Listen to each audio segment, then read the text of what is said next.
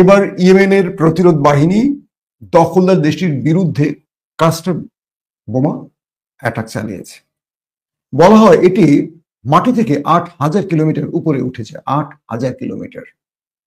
তারপর এটি টার্গেটকে লক্ষ্য করে ছুটে আসে। যখন এই টার্গেটে ছুটে আসে তখন এটার যে ওয়ারহেড, মানে একটি নির্দিষ্ট ওয়ারহেড না, বহু ওয়ারহেডে ভাগ হয়ে যায়। ধরেন 200, 300, 400, 500 কম বেশি থাকে।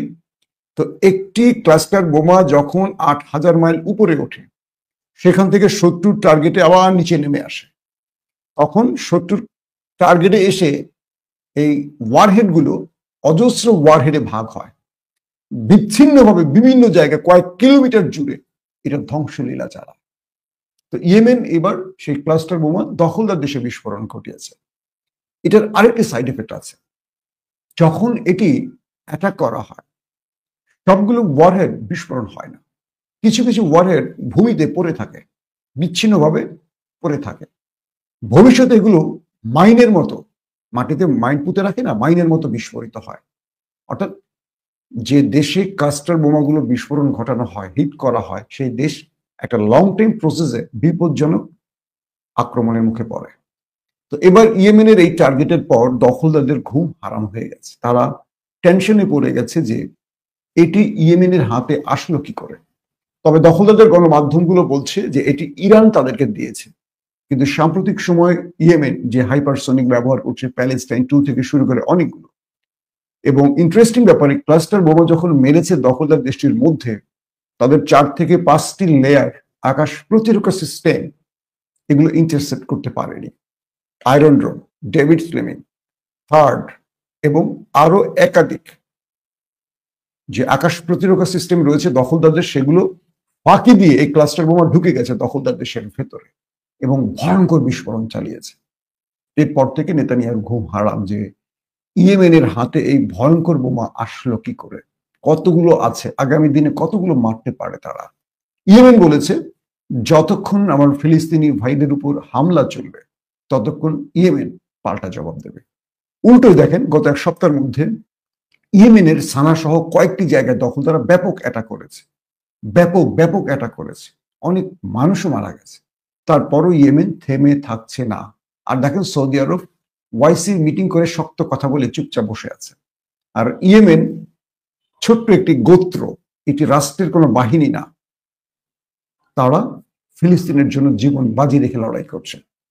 আসি এবার ভারত পাকিস্তান প্রসঙ্গে। একদিকে ভারত পাকিস্তানের মধ্যে যুদ্ধের উত্তেজনা চরম আকারে চলছে, এরই মধ্যে ভারত তার সীমানে থাকা সুইচ গেটগুলো, ড্যামগুলোর খুলে দিয়েছে। বলা হচ্ছে পাকিস্তানের ইতিহাসে 40 থেকে 38 বছরে এত ভয়াবহ ফ্ল্যাড দেখা যায়নি। পাকিস্তানের বিভিন্ন জোনকে ডেঞ্জার জোন হিসেবে ঘোষণা করা হয়েছে। বিভিন্ন জায়গায় বিদ্যুৎ ব্যবস্থা ভেঙে পড়েছে। অর্থাৎ পাকিস্তান তার জন্মের 40 থেকে 38 বছরে এত ভয়াবহ বন্যা দেখেনি এবং অজস্র মানুষের প্রাণহানি হয়েছে, অজস্র হাজার হাজার মানুষের প্রাণহানি হয়েছে। একদিকে ভারত পানি বন্ধ করে ভারত পাকিস্তানকে শিক্ষা দিতে চাইছে, এবার সুইচ গেটগুলো খুলে দিয়ে পাকিস্তানকে ডুবিয়ে দিচ্ছে। পাকিস্তানের মধ্যে যে দৃশ্য চলছে অকল্পনীয়, যেটা আপনারা হয়তো চিন্তা করতে পারবেন না।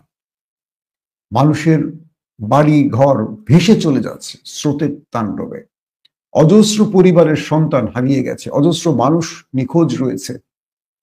যে ভয়াবহ পরিস্থিতি, এটা আসলে উদ্ধার কাজ দিয়ে সম্ভব নয়, কারণ তাদের যে রিমোট অঞ্চলগুলো, সেটা খাইবার পাখতুনখোয়া বলি, বালুচিস্তান বলি, আরো অনেক জায়গায়, কিন্তু এবার পানি সেই লাহোর থেকে শুরু করে বিভিন্ন অঞ্চলের মানুষের হাজার হাজার হেক্টর জমির ফসল ডুবে গেছে। প্রাণহানি তো দূরের কথা, এবার পাকিস্তান খাদ্য সংকটে পড়বে। পাকিস্তানের প্রতিটি গণমাধ্যমের এখন শিরোনাম ফ্লাড। আল্লাহ পাকিস্তানকে বিপদ থেকে রক্ষা করুন, আমরা দোয়া করি। দর্শক, বাংলাদেশের অন্তর্বর্তীকালীন সরকারের প্রধান প্রফেসর ইউনূস সাম্প্রতিক চীন সফরে শি জিনপিং এর কাছে যে যুদ্ধ বিমানের প্রশংসা করেছিলেন এবং প্রত্যাশা করেছিলেন, সেই J-10C এবার কেনার ব্যাপারে বাংলাদেশ চীনের কাছে তার আগ্রহ প্রকাশ করেছে। বলা হচ্ছে 1 ডজন J-10C চীনের কাছ থেকে বাংলাদেশ কিনতে চায়।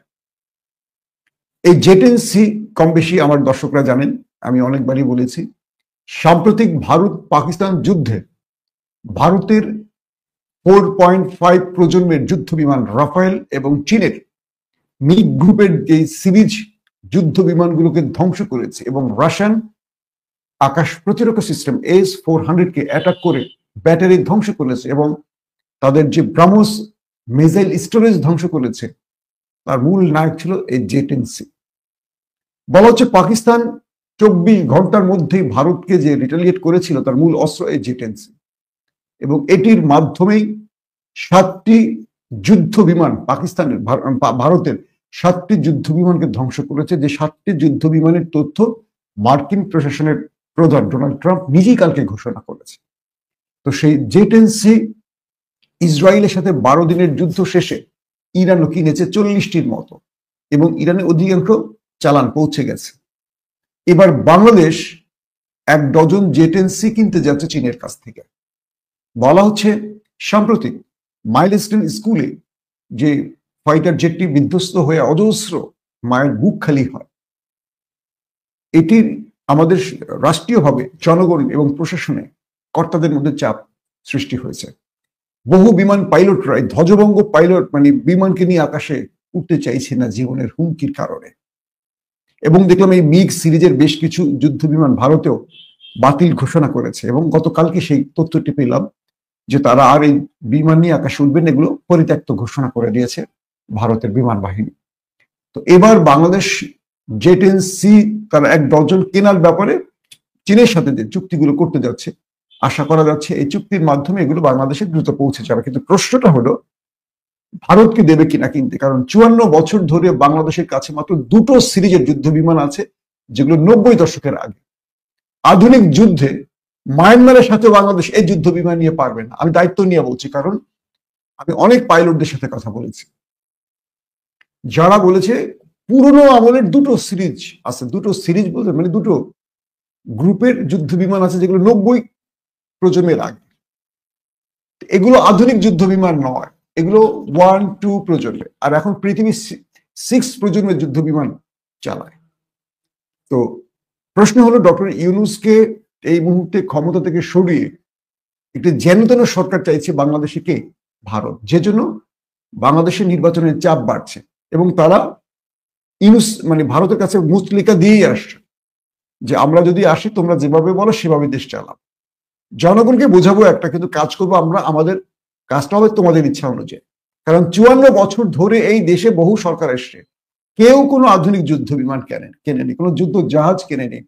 আমরা তো জানি ওপারকে অখুশি করে কেউ, এরা আসলে দেশ নিয়ে ভাবে না, এরা প্রত্যেকে চায় রাষ্ট্রীয় ক্ষমতা। কেন রাষ্ট্রীয় ক্ষমতা চায়? কারণ এরা চুরি করবে, বুঝেন নাই? এরা চুরি করবে। ধরেন নির্বাচন কেন প্রয়োজন? নির্বাচন এই কারণে প্রয়োজন, এখন যারা লুটপাট করছে লাইসেন্সবিহীন, নির্বাচন হলে লাইসেন্স সহ তারা চুরি করবে। এই তো পার্থক্য।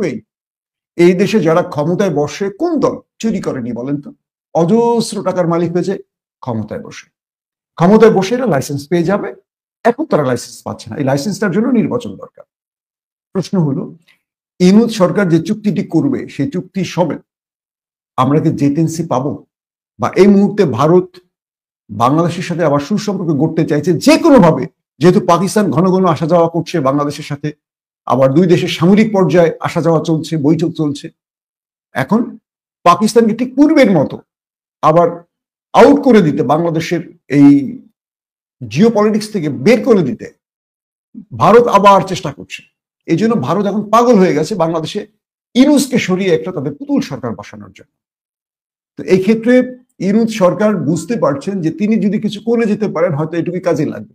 তো এই J-10C কেনার ব্যাপারে চীনকে বাংলাদেশ তাদের আগ্রহের কথা জানিয়েছে। এবার চীন তাদেরকে এটা দেবে কবে কি সেটা নিয়ে আমরা ডিটেল আলোচনা পরে কখনো আপনাদের জানাবো। কিন্তু প্রশ্ন হলো ভারত কি আদৌ কিনতে দেবে? বা আমাদের রাজনৈতিক দলের নেতারা ইউনূসকে কিনতে দেবে? কারণ তারা তো ফিফথ কলামের লোক, ভারত যা বলবে তাই করবে। তো ভারতের ইচ্ছা অনুযায়ী তো এগুলো হবে। প্রশ্ন হলো আমরা স্বাধীন রাষ্ট্র, এই কথাটা আমরা প্রায় বলি ৭১ স্বাধীন হয়েছে। আসলে আমরা স্বাধীন হইনি। পাকিস্তান থেকে আমরা ভারতের কোলে এসে বসেছি। আর ভারত আমাদের যে ন্যারেটিভ শিখিয়ে দেয় ৭১ মুক্তিযুদ্ধ, ৭১ মুক্তিযুদ্ধ, এটাই আমরা আওড়াই। আর সেই আওড়ানোর বিষয়গুলো দেখবেন খুব চেতনাশীলরা, আমাদের অ্যাডভোকেট ফজলু পাগলাদের মতো লোকেরা এগুলো আওড়ায়। আবার দেখবেন ফজলুকে যখন বিএনপি ৩ মাসের জন্য দল থেকে বহিষ্কার করেছে বা সাময়িক তার পদ স্থগিত করেছে, ভালো করে খেয়াল করবেন আওয়ামী লীগের লোকেরা তাকে নিয়ে সবচেয়ে বেশি কান্নাকাটি করছে। ফেসবুকে আমি যতগুলো আইডি তার পক্ষে লিখতে দেখেছি সব দেখবেন আওয়ামী লীগের লোক। তার মানে কি বিএনপি এখনো বুঝতে পারছে না তিনি কার পারপাস সার্ভ করছেন, কার ন্যারেটিভ প্রচার করছেন। আর তাকে ৩ মাসের জন্য সাময়িক সাসপেন্ড মানে কি নভেম্বরে তিনি আবার ফিরে আসবেন রাজনীতিতে, তিনি হবেন মুক্তিযুদ্ধ বিষয়ক মন্ত্রণালয়ের মন্ত্রী, তারপর তিনি আবারও সেই ন্যারেটিভ তৈরি করবেন। তখন তো বিএনপি ক্ষমতায় থাকবে, তার বহিষ্কার আদেশ চাইলে বা তার বহিষ্কারের জন্য আন্দোলন করার কাজ হবে, পুলিশ দিয়ে পেটাবে। এখন তো ইউনূস আছে দেখে জনগণ রাস্তায় নামলে বিএনপি টেনশনে পড়ে যায়, তখন তো বিএনপি ক্ষমতায় থাকবে। এগুলো পর্দার অন্তরালের খেলা। ৩ মাস তাকে একটা মানে ম্যানেজ করা হয়েছে, তাকে একটা ম্যানেজ করে আন্ডারস্ট্যান্ডিং এর মাধ্যমে ম্যানেজ করে ৩ মাস পরে নভেম্বর শেষ হয়ে যাবে, তিনি আবার শপথে আসবেন, তিনি নির্বাচন করবেন, দল থেকে বহিষ্কার হচ্ছেন না। এগুলো রাজনৈতিক খেলা। তো বিষয়টা হলো যে দেশের জনগণ দেশপ্রেমিক হয় সেই দেশের সরকার যে দেশপ্রেমিক হতে বাধ্য হয়, কথাটা মনে রাখবেন। আর যে দেশের জনগণ চোর বাটপারদের ক্ষমতায় বসাবে, হাসিনার মতো চোর বাটপার ১৬ বছর কি করে ক্ষমতায় ছিল? এই দেশের জনগণের কারণেই তো এখন পর্যন্ত আওয়ামী লীগের লোকের, আওয়ামী লীগের বুদ্ধিজীবী সাংবাদিক, হ্যাঁ, মনসুরুল আলম পান্না, এরকম বহু লোকেরা ফেসবুকে লেখে, ব্লগ করে, ভিডিও বানায়, শেখ মুজিবের জন্য কান্নাকাটি করে, শেখ হাসিনার জন্য কান্নাকাটি করে। তারা কি দেশপ্রেমিক বা তারা কি দেশের সন্তান? প্রশ্ন করতে পারেন। দুঃখজনক হলেও সত্য হলো এরা প্রত্যেকে রাজনীতি করেন পকেটের জন্য। রাজনীতির সাইনবোর্ড মানে হলো আপনি বিনা ইনকামে, বিনা ইনভেস্টে ইনকাম করবেন, চাকরি করেন। রাজনীতিবিদদের কোনো চাকরি নাই, তারা রাজনীতি করেন মানে অজস্র টাকার মালিক হয়ে যান। জিজ্ঞাসা করেন রাজনীতিবিদদের যে ভাই আপনি তো রাজনীতি করেন, এত টাকার মালিক হন কিভাবে? বাংলাদেশে শুধু ইসলামী রাজনৈতিক দল আছে যারা দল করেন পকেটের টাকা খরচ করে, আর বাকি যে দলগুলো আছে তারা রাজনীতি করেন নিজের পকেটে টাকা আনার জন্য। তো আমরা জনগণ যদি দেশপ্রেমিক না হই, আমাদের নেতারা দেশপ্রেমিক হবে কি করে? আমরাই তো চোর বাটপাটদের ক্ষমতায় বসাই। সো দোষটা আমাদের। তো মাইল স্টাইলের মতো এরকম ঘটনা আরো ঘটবে, ভারত ঢুকে পড়বে। ভারত এসে আমাদের মতো, আমাদের ছোট দেশ, কোনো অস্ত্র নাই, সেনাবাহিনীর দুর্বল, আধুনিক কিচ্ছু নাই, তারা যখন ইচ্ছা করবে আমাদের দেশের পুরোটা দখল করবে, অর্ধেক দখল করবে। আর রাজনীতিবিদরা তারা শুধু ক্ষমতার চেয়ারে বসে থাকবে, কারণ পরিবার এবং তার দলবল নিয়ে লুট করবে। ৫৪ বছর ধরে আমরা কোনো দেশপ্রেমিক মানে জিয়াউর রহমান এবং খালেদা জিয়া ছাড়া কোনো দেশপ্রেমিক শাসক পাইনি। অতএব আমাদের ভাগ্য কোথায় নিয়ে যাচ্ছে আমরা জানি না। তবে জেট সিট যে কথাটি বললাম, যদি ইউনূস সরকার কিনতে পারে এটি আমাদের জন্য একটা বৃহৎ অ্যাচিভমেন্ট হবে। কিন্তু ভারত তাকে এত সহজে কিনতে দেবে? বা ভারতের অনুষঙ্গ বা ভারতের প্রেসক্রিপশন নিয়ে যেসব দালালরা এদেশের রাজনীতি করে তারা কি এই সুযোগটি দেবে ইউনূস সরকারকে? আপনারা